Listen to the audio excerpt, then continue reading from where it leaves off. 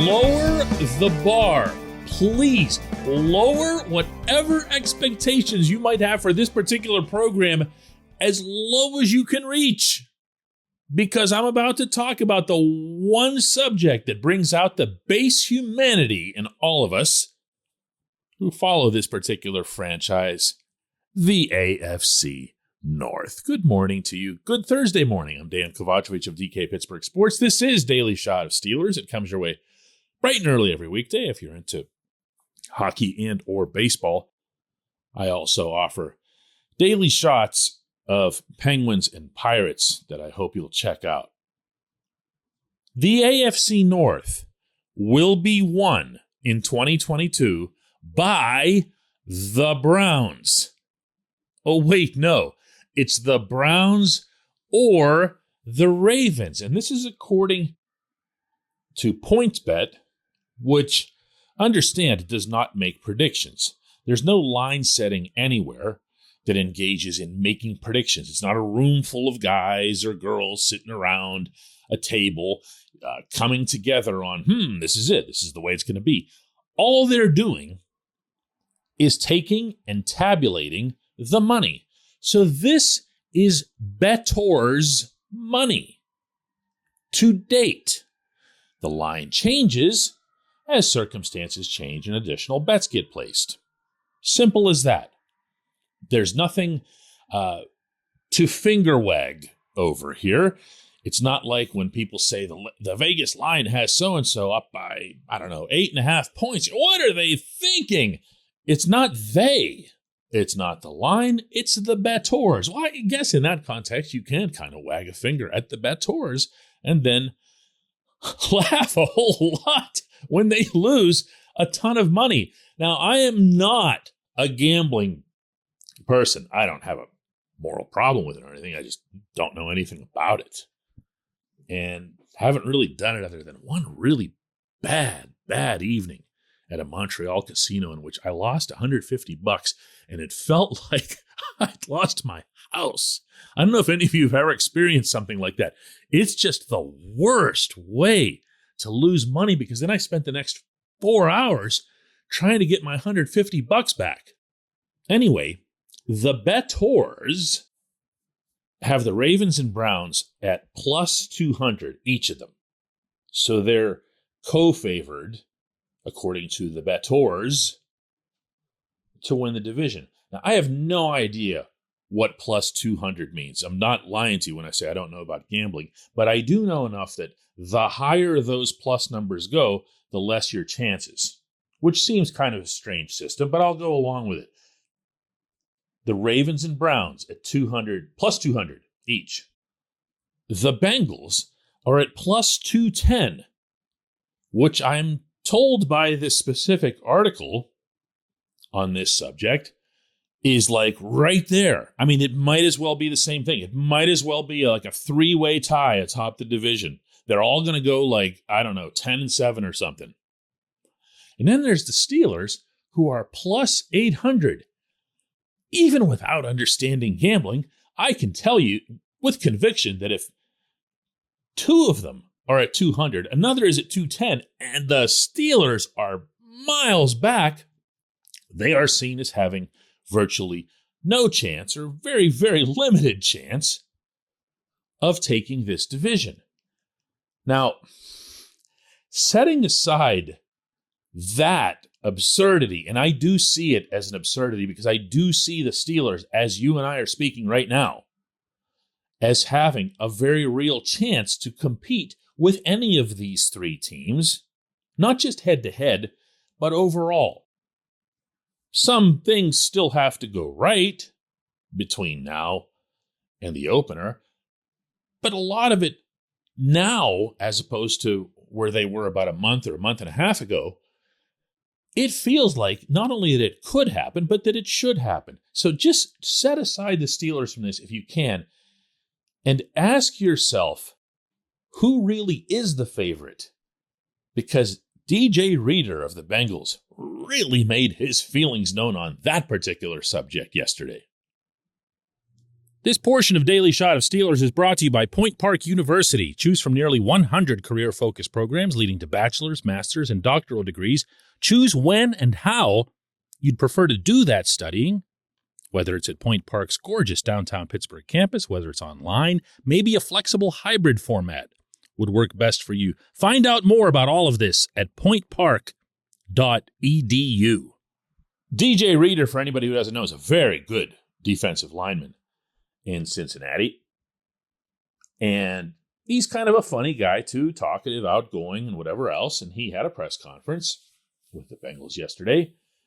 And he said, among other things, in a rather lively and spirited session, the AFC North goes through us right now. Until someone comes and takes it, it goes through us. Okay. I'm not about to get into a thing with a very large NFL defensive lineman. However, I have a thing about the phrase goes through us or goes through them.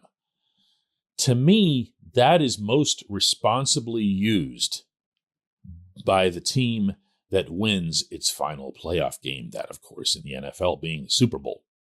All roads in the NFL for a very long time ran through Foxborough. In fact, the Patriots won so often that even in the years they didn't win, the expectations were so high, and fairly so, and their consistency so great, that you could make a real case that the road to the Super Bowl ran through Foxborough. Plus, you had a pretty good idea that at some point or other there were going to be key games at Gillette Stadium.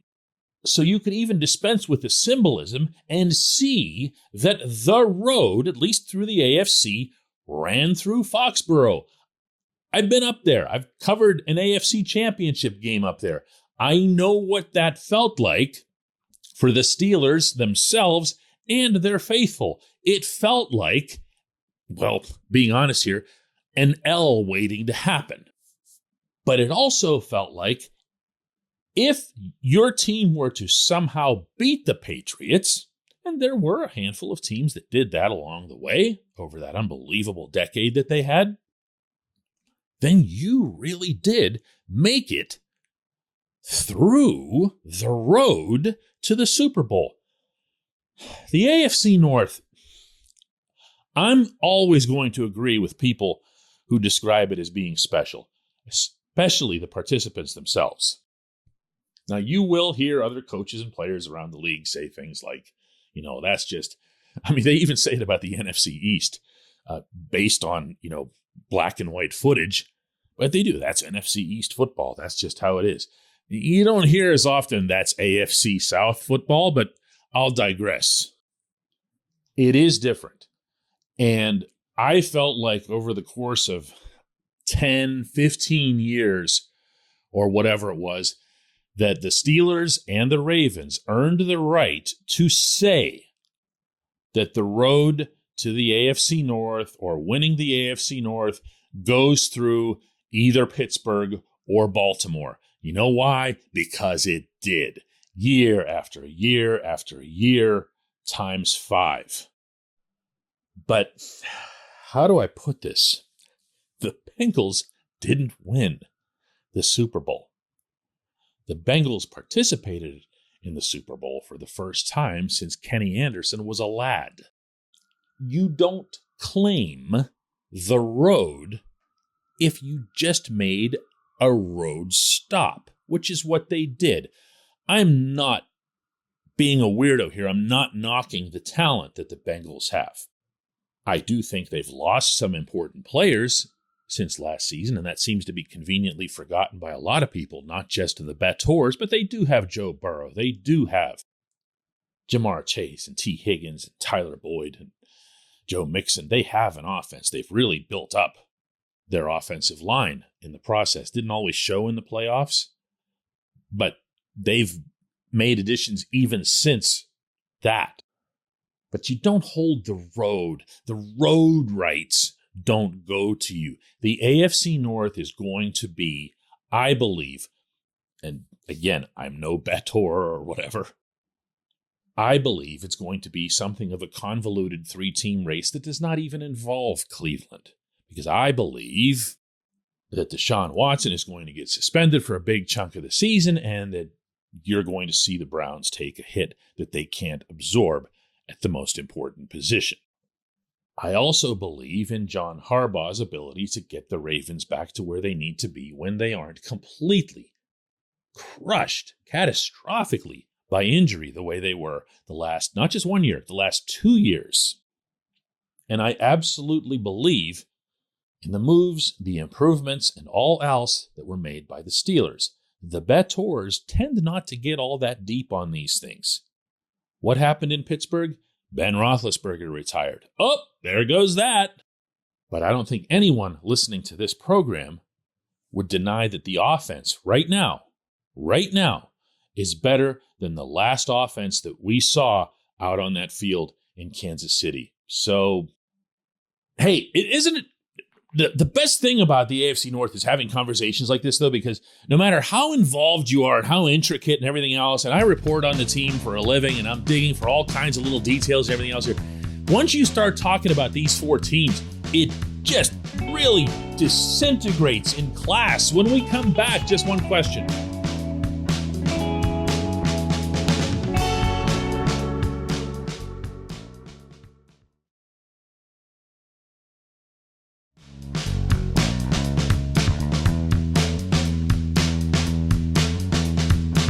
This portion of Daily Shot of Steelers is brought to you by our friends at Mike's Beer Bar. They're located directly across Federal Street from PNC Park. They are the one, the only, the premier destination in Pittsburgh for craft beer. More than 500 craft beers available, more than 350 of those local, and more than 80 of those on tap. Mike's can't be topped. Not for beer, not for the awesome kitchen and menu that's available, not for all the special events that are going on there. Check them out online at mikesbeerbar.com. Mike's Beer Bar, right across Federal Street from PNC Park. And today's J1Q comes from Tim, who asks, will Omar Khan have a role with the Steelers if he's not chosen to be their next GM? That, I believe firmly, will be way more on Omar than on the team. My own feeling is that Omar will stay because it's awfully late in the offseason to be jumping around and looking for a job at his level. Salary cap experts, not people who play them on TV, but the ones who are working for the NFL, are holding some pretty exclusive jobs. There's 32 of them in the NFL. There's 32 of them, thus, in the world. And you're probably going to see, for a very long time in the league, most of those individuals, if not all, just kind of occasionally playing musical chairs depending on whenever the person above them gets replaced or other changes are needed. In other words, Omar's going to have work for however long he wants it in his life, given what it is that he does. If you were the only person who knew how to build a certain part of a spaceship, rocket ship, you would, you've got steady business coming your way. Now, that said, I'm going to give you a little bit of intel here. It won't exactly knock your socks off, but Omar really, really, really, really wants to be and believes that he can be a good National Football League general manager. Omar is not and never has looked at his own capacity as being limited to counting cap space. Now, the problem with that is that most general managers don't fall into that category. Some do. Some have. And Omar has, in fact, gotten interviews around the league for that position. The one thing I feel obligated to throw in here, though, is that the Steelers have their own way of doing things. Remember when Kevin Colbert wasn't even the general manager? He was just the Kevin Colbert. in the offices. There wasn't that title attached to him. So when you would ask someone the question, who is the Steelers general manager? It was like asking a trick question because there wasn't one. The position didn't exist. So they've always had kind of their own drumbeat with how they structure things, and that goes double for their front office. The reason I'm bringing this up is since I mentioned earlier this week on the show that Brandon Hunt is still my prediction, not necessarily my favorite. I haven't picked a favorite out of the 16 who've interviewed, or for that matter, the 6 who've come back for second interviews.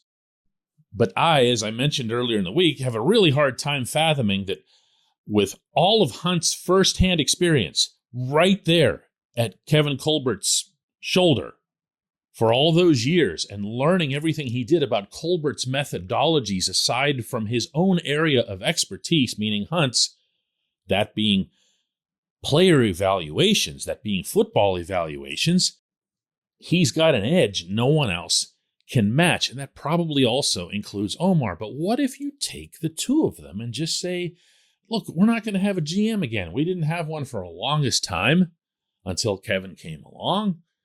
Kevin was here for 22 years, did his thing, and we're just now going to have a director of something football and a director of something salary cap, and they can work kind of as this or that, with one of them clearly having a final vote to be cast if that doesn't go to Mike Tomlin.